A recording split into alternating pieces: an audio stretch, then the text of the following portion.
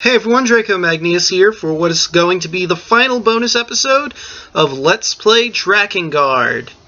In the last bonus episode, I showed you the jet, essentially, how we get it, the free expedition we get after beating the game, and that was all. In this episode, I'm going to explain the endings, the subchapters to a lesser degree, as in where they fit in the story, and where chapter 10 and 11 fit in everything. I would like to start, however, by mentioning, as you've probably realized by now, the title screen hasn't gone into the intro yet. That's because I took a snapshot of it so I could just talk normally. I'm going to do this explanation video by putting in some footage from the actual game, from my Let's Play, of course, and, just talking over it. But without further ado, we should get started, and I think ending A would probably be the best place to start at, no? Although, now that I think about it, probably be better to explain the subchapters first. The subchapters fit in their respective chapters where you did the verse to unlock them. So, like, Leonard's regret happens, I think it was chapter 4? Yeah. And so on and so forth. And they really don't affect the story all that much. I mean, all they really do is give you some backstory, which is good, of course, because I like backstory behind my characters, so I know their motivations and stuff. But all in all, they don't really affect anything all that much, except for maybe Sire's prayer, because you have to find him to unlock it in the first place. So yeah, that one's the only one that really has any weight, because in ending A, we don't know Sire at all. However, I should mention, I did get Drakengard 2 recently. Fairly recently. And Sire is a character in there, and how I could explain this, the whole reason I actually bring it up is to explain this. The subchapters fit in their respective chapters. The fact that we didn't know Sire until we beat ending A is irrelevant. That's just the game stuff needing you to unlock it. Where in actuality, if we put in all the subchapters into the story, which they did do, since ending A leads up to Drakengard 2, fact of the matter is, Sire is in there because we did technically meet him. We just, for some reason, don't see him. But anyway, now we can start with ending A. Okay, ending A is the easiest ending to explain. Furii is dead. All hell is breaking loose all over the world. We just happened to start in Imperial City because that's, where it all fucking started. Mana was performing a ritual to save humanity by, I guess, destroying them, as that is what the Watchers wanted. Let's assume she managed to do it, and we managed to seal her, which caused a massive reaction called, as I prefer to call it, mega puberty, which made, well, what you're seeing happen. She grew into a giant, man! Anyway, battle ensued, which made her make this really, really awkward, somewhat sexual-looking face when we shot her in the knot boobs. And thus the day was won. Mana defeated. Kaim decides to spare her out of cruelty instead of mercy, because honestly, he could kill her, and that would make her pain go away. He'd much rather have her see all the suffering that she's caused and live with it for the rest of her life, because that's just the kind of great guy Kaim is. But now we have a problem. With Furii dead, there's no seal to keep back all the chaos that's still happening. So they need to find a new goddess to hold the seal, and Angelus, being the nice dragon she is now because she's grown closer to Kaim, decides to become the seal herself. Yay! Now here's what you don't know. After these events that happened, Angelus becoming the seal and everything, Kaim takes Mana under his wing so he can make sure that she sees all the pain and suffering that she's caused. And that's it. That's the end of Drakengard and the beginning of Drakengard 2. So yep, that's ending A in a nutshell. Okay. Ending B, however, is a little trickier. You may notice that music from Drakengard is playing in the background. That's because I'm actually recording this. You see, you'll also notice we're on Chapter 5. You see how Drakengard actually works, because I did look this up. Even though there are chapter numbers, the game doesn't exactly follow a linear path. Don't get me wrong, chapters 1 through 8 are all linear. However, chapters 10 and 11 happen at a very specific point. For example, let me go back to chapter 5, verse 8. If you play through chapter 5, verse 8, you get a different ending after the second playthrough of Drakengard. Allow me to show you. I'll, of course, cut out all the extra stuff, except for, important things, but yeah, for now I'm gonna show you what I mean. Oh, another thing I want to bring up. If you look up there, you can see the Sky Fortress right there. If you didn't notice it before, I don't recall if in the Let's Play I actually brought that up, but now, let's just move on. I'll now cut this here until we get to the end. Ah, yes, this is the scene where we learn where we can't actually fly to the Sky Fortress. Again, if this is your second time playing. Cannot go higher. It is from Leonard. What? Then messages pervade. The goddess is on the ocean in the sea fortress. What trickery do they play at? Yep, that actually happens. The thing is, the only way you would know that connection from Chapter 5 to Chapter 10 is if you were to play through the entire game from that point. Does it give you any inclination to do that? No! Now I should probably go on to explaining Chapter 10. I'll obviously cut this here, because there's, no need. Oh, and you also get this choice after that happens. You can either go to the Sea Fortress, like Leonard said, and start up Chapter 10, or you could continue as usual and go to the Sky Fortress. I'm not going to be playing this entire thing over, mind you. I'm going to now splice in footage from the actual Let's Play, so I'll continue my conversation in the next bit of this. Okay, now Chapter 10 is aptly named Astray. There's a very key point to this chapter that they never actually brought up for you to, know. And that is, depending on how fastly you beat this chapter, you'll get a different ending to it. For now, we'll just cover what happens if you take longer than 4 minutes, because that's a suggested time. And I think this is actually pretty clever, considering the fact it adds a bit of realism to the thing. If you've taken longer than 4 minutes to beat Chapter 10, verse 1, you've given the Empire enough time to send reinforcements to keep you from getting into the Sea Fortress for longer. And that means that when you actually get there, it's empty. Because they've all obviously left. And if that happens, that means Leonard obviously led you astray.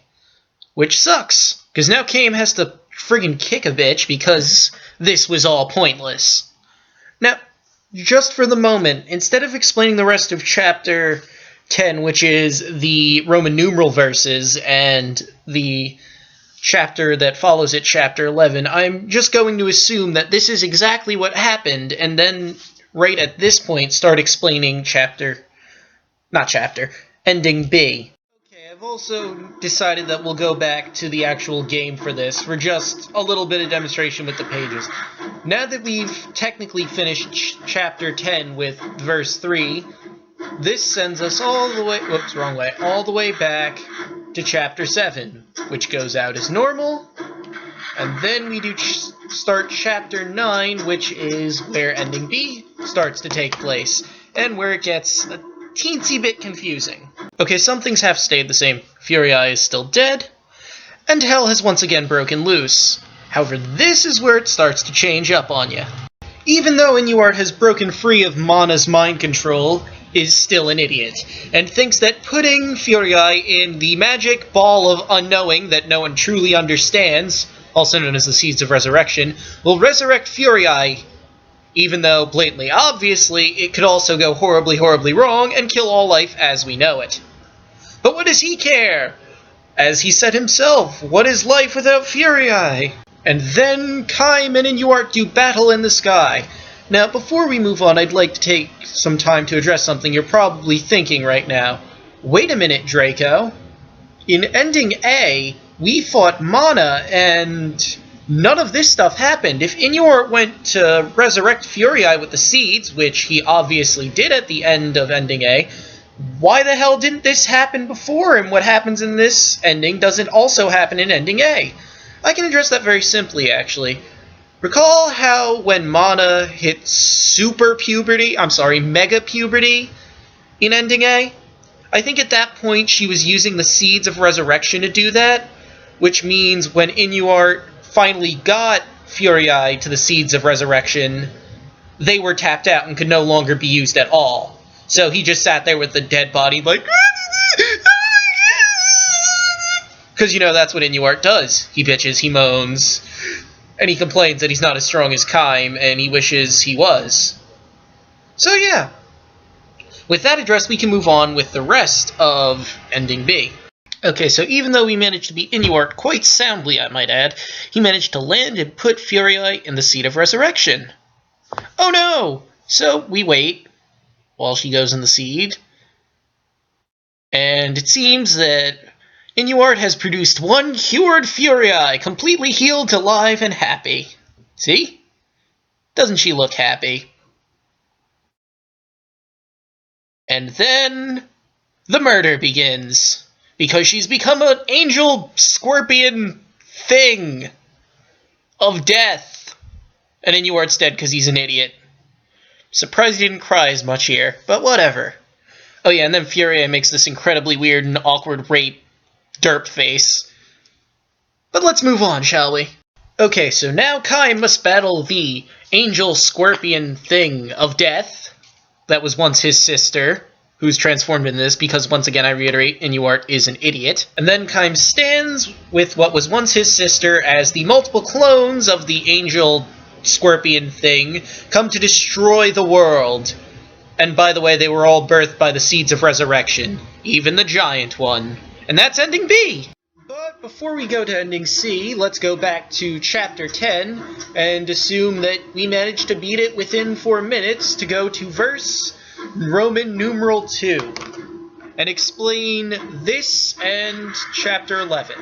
Okay, and since we managed to beat Chapter 10 verse 1 in 4 minutes or less, we get to do verse Roman numeral 2 as I said, and now the entire fortress is filled with dudes for Kaim to murder for his murdering pleasure, because as we all know, it is his favorite pastime. Yay!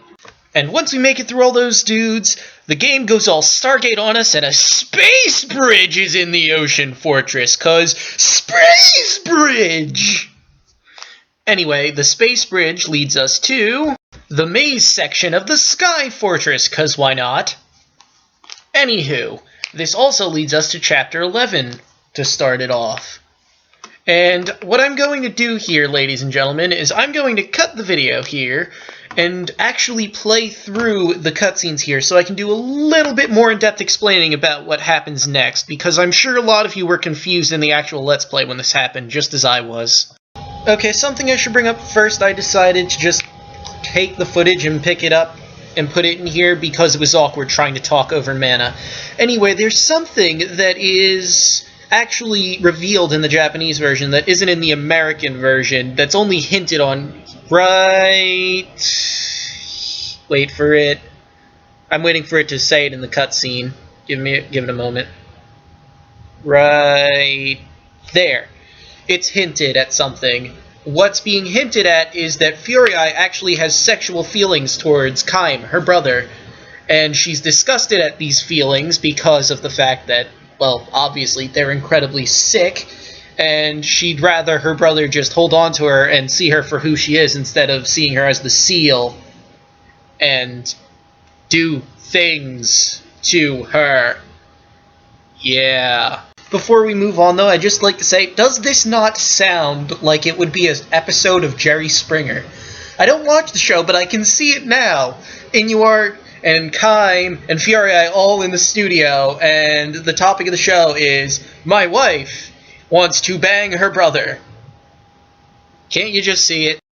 Now, obviously, because Kaim is not a sick man who indulges in incest, he's a sick man who likes to murder anyone who's working for the Empire, he shuns Furii's sexual advances.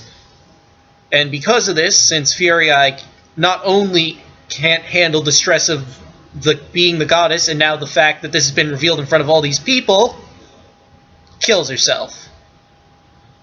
This turns Kaim's disgust into despair, because his only family is now dead. And of course, Furia's final words proves that she is so disgusted with herself, she doesn't want anyone to look at her. And of course, knowing Kaim, he can't be depressed for 5 seconds without rage building up, because Mana laughs and is a creepy, creepy child, regardless of what's happening. Okay, and now we leave Chapter 11 because we've just finished all of the regular number verses, and next are the Roman numeral verses, which we'll cover when I go to Ending D's explanation. Now, Chapter 11 dumps us at Chapter 7, where Inuart sees that Furia is dead, and he gets the idea to put her in a seat of resurrection to bring her back, which brings us back to Chapter 9, and we start the Roman numeral verses. Okay, what happens in the Roman numeral verses of Chapter 9 is all the events from Ending B have happened. Except this time, we kicked Inuart's ass, and he died before he got to the seat of resurrection. As a last request, he wants to die next to the woman he loves. We're not really at liberty to deny him that, because what does Kaim care? He just kills people. He doesn't care where the corpse falls. So, that happens, then we go after Mana, because, you know, we still have to stop her from causing Armageddon, essentially. So, yeah. But, apparently, at that exact same moment, Mana's busy doing her seed ritually thing, and whatever it is she was planning on doing.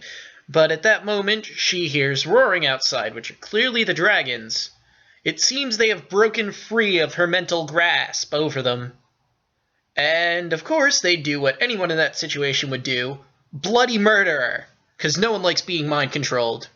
So, Kaim and the gang get to the altar, where it's quite clear that Mana's been killed by dragons, and, of course, Angelus says as such. Unfortunately, she also mentions that she's going to break the pact with Kaim because apparently the gods created dragons to kill humans if the seeds of resurrection were ever to come. I wish I could make that make more sense for you people, but that's about the gist of how I can sum this up. There's no way to explain exactly why Kaim and Angelus actually have to fight other than random cryptic bullshit, unfortunately. So we'll just take it in strides here and, you know, move on. So Kaim manages to defeat Angelus. Yay! Or boo. It's bittersweet, considering, because Kaim really did love Angelus, just like she loved him. And it's very unfortunate that he had to kill her, and he, I'm sure, in this ending, will always miss her. So, anyway, he moves on, goes to kill the Seed of Destruction, which is a major source of all of this pain and suffering. And he goes off to fight the dragons that are outside, to essentially be a one-man army like the entirety of the game, and fighting all of those dragons by his lonesome because he is just that badass. Of course, he takes one last sorrowful look at Angelus, and that's Ending C in a nutshell. Okay, and now we're back to Chapter 11 to do the Roman numeral verses, because these particular verses actually lead up specifically to Ending D and E, but one thing at a time, you know, baby steps. Okay, so to be 100% perfectly clear on this, to do Chapter 11 verse Roman numeral 2, you need to do Chapter 10 Roman numerals. Everything from before that point up to Roman numeral 10 has happened. You find Mana at some place in the maze, and you play what is essentially a game of hide-and-seek with her. A very annoying game of hide-and-seek that you can't really tell what direction you're going in, I might add. Okay, so we finally catch Mana, the little bitch, and Kaim wants to kill her. Siri goes, "No, she's my sister." Then she backslaps him after she does a little twirl, indirectly, and Siri hears how insane she is now, so he just goes, "You know what, Golem? Fuck it, kill her. I really don't care anymore. Just get rid of her, please." So Golem steps into action and smashes Mana, as she says, like a mace. She was talking about something else, but I'd like to prefer to think that she was talking about how Golem is going to crush her. Well, whatever. Anyway, turns out that crushing Mana wasn't exactly the best idea, because her life force ties to the Sky Fortress that's keeping them all afloat, so they have to get the hell out. Now, since we killed Mana before she could reveal to us that Fury Eye's incestual, she's still alive. Another side effect of this is Inuart is still loopy from Mana's mind control, so he doesn't exactly have the best ideas. And since he's Fury Eye's only hope of getting the hell out of the being destroyed Sky Fortress, it is implied that they are both dead at this point.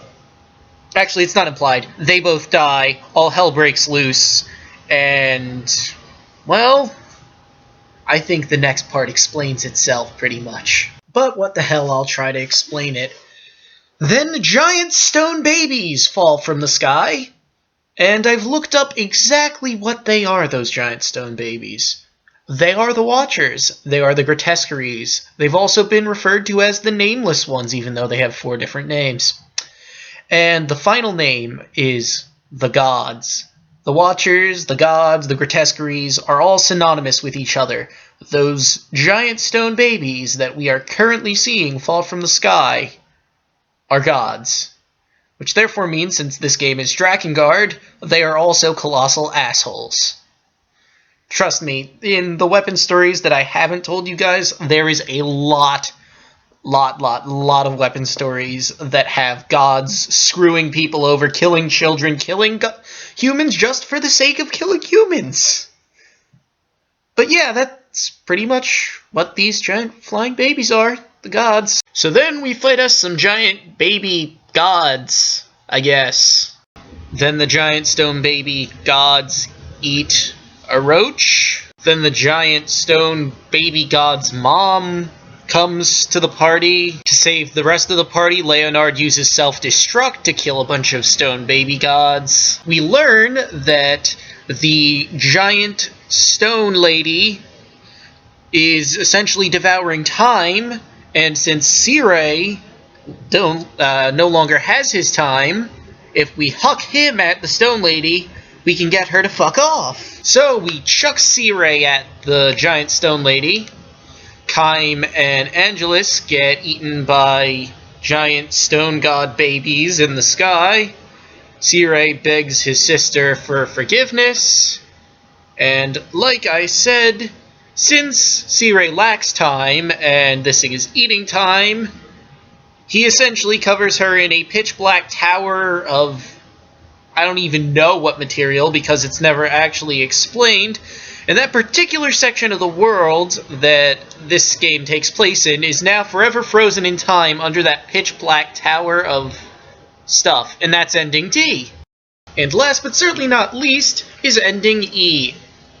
Before ending E, all the stuff that led up to ending D has happened, except this time, instead of having us throw Sire at the goddess, we decide that's a stupid plan, and we're just going to ram headfirst into the giant stone pregnant lady who's spreading white fluid all over the city and eating time. And we leave Sire and Vertile behind because fuck both of them, I guess. Whatever. Anyway, in we go to the giant stone lady. The next part of the game happens in what is modern-day Tokyo. By the way, Angelus's line about this being the realm of the gods is technically accurate from their standpoint if you think about it, because Kavia is a Japanese game company, and they're from a video game. Therefore, being in modern-day Tokyo, since Kavia Studios is probably somewhere around that general region, is accurately the land of the gods for them. For us, it's not. For us, it's just, our everyday, stupid, boring world. But for them, it's actually the realm of the gods. Interesting fun fact. Alright, so we beat that ridiculous rhythm game that I can't actually explain in any way, shape, or form. The Queen Grotesquerie decays into little bits and reigns over modern-day Tokyo. And Kaim and Angelus get shot out of the sky by the Japanese Defense Force. It'll say the name of their defense force, of course. Now, I did say there was a secret to ending E. Thing is, I'm not going to tell you what that secret is because it might spoil something in the future. But I will leave you with this little tidbit of information.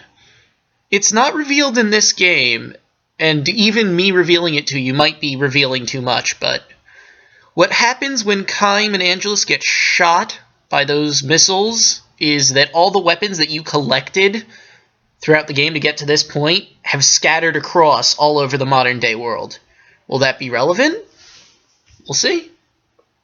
But with that pretty much ends explaining of all of Drakengard.